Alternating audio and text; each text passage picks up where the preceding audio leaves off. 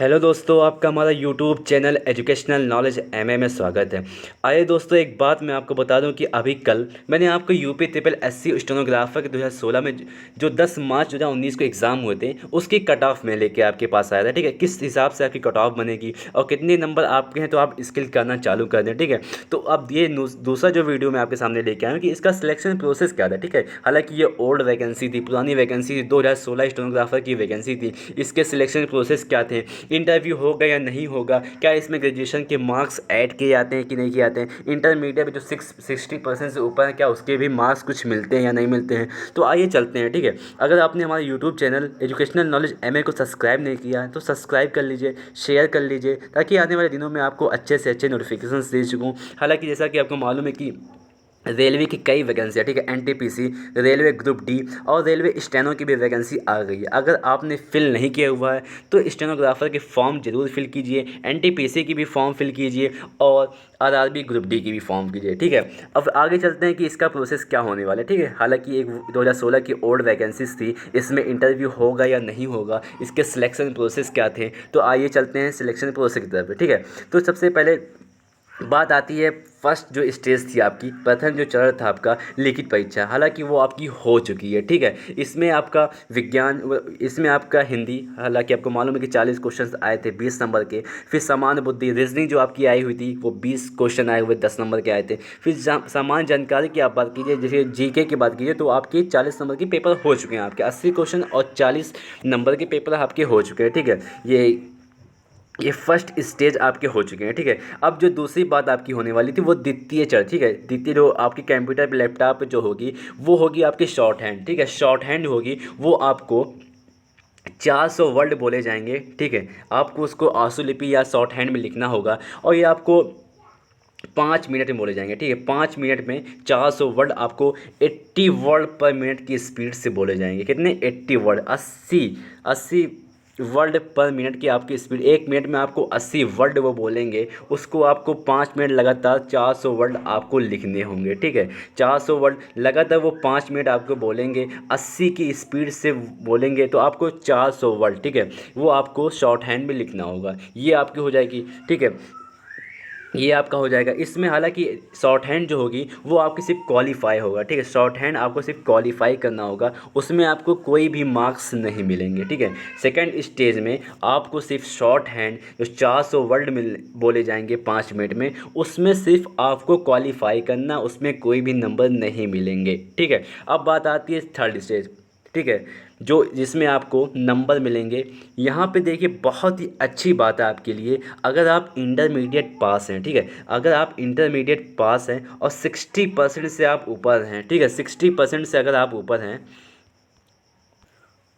ठीक है, अगर आप इसके इंटरमीडिएट पास हैं, ठीक है, 60% से ऊपर है। हालांकि अगर आप 60% आपके इंटरमीडिएट से ऊपर आपके आए हुए हैं तो यहाँ पे आप देखिए, यहाँ पे आपको 20 अंक मिलेंगे। कितने, 20 अंक, 20 नंबर आपको मिलने वाले अगर आप 60% से ऊपर हैं। ठीक है, तो 20 नंबर आपको यही मिल जाएंगे। ठीक है, आपको लेकिन कब मिलेंगे, आप जब स्किल टेस्ट, ठीक है, स्किल टेस्ट आप जब पास हो जाएंगे, 400 वर्ड जो बोले जाएंगे 5 मिनट में, 80 वर्ड पर मिनट से, अगर आप वहाँ पास होते हैं उसका अलग से रिजल्ट आएगा। ठीक है, उसका रिजल्ट यहाँ पे आपको मिलेगा। ठीक है, यहाँ पे आपको 80 वर्ड पर मिनट की स्पीड से 5 मिनट बोले जाएंगे और 400 वर्ड बोले जाएंगे। अगर यहाँ आप पास होते हैं, फिर आपका जो होगा वो जब जब इंटरव्यू के लिए आप जाएंगे तो वहाँ पे ये आपको ऐड किए जाएंगे। ठीक है, इंटरमीडिएट में जो आपको मिलने हैं वो 60% अगर आप ऊपर हैं तो आपको 20 अंक मिलने हैं। कितने, 20 मार्क्स आपको मिलेंगे।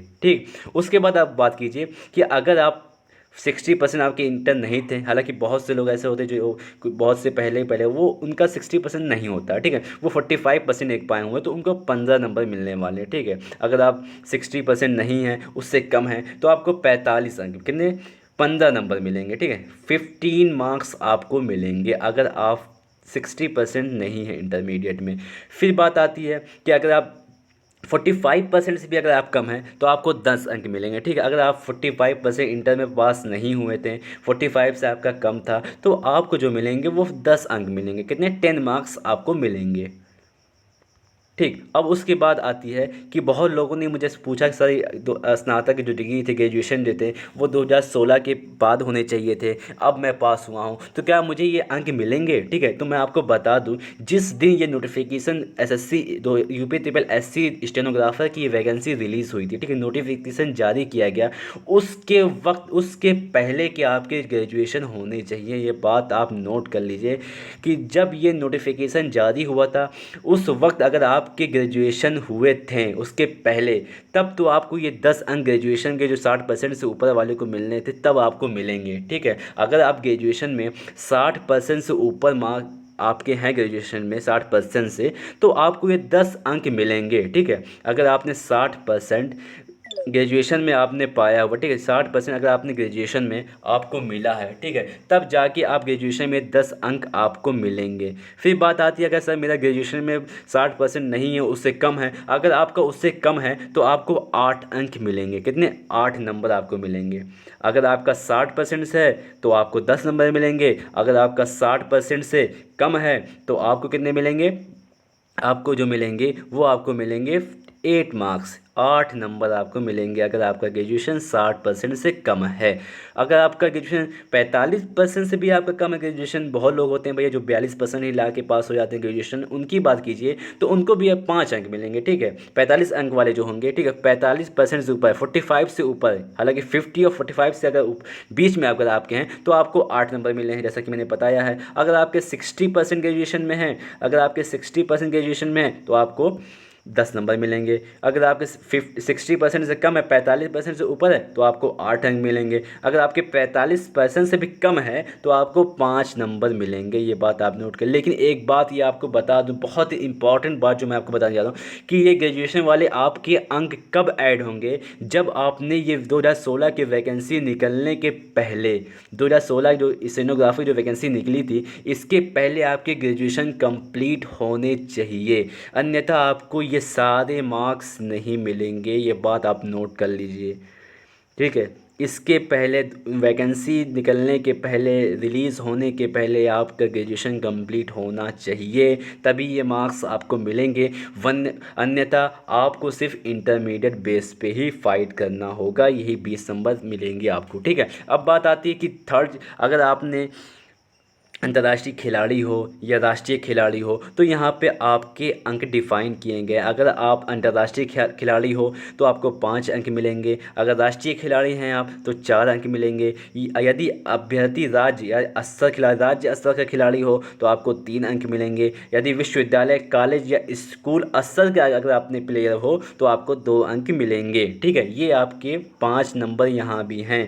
ठीक है, उसके बाद आप बात कर लेते हैं कि क्या इसमें इंटरव्यू होगा, जो बहुत ही बड़ी बात है, क्या इसमें साक्षात्कार होगा कि नहीं? तो आज मैं बता दूं आपको कि ये एग्ज़ाम 2016 की थी, उस वक्त इंटरव्यू होते थे, तो उस अकॉर्डिंग यहाँ पे भी इंटरव्यू होगा। और बहुत बड़ी बात है, बहुत बड़े नंबर यहाँ पे आपको देखने को मिलेंगे। 25 मार्क्स के इंटरव्यू होने वाले हैं, ये बात आप जान लीजिए।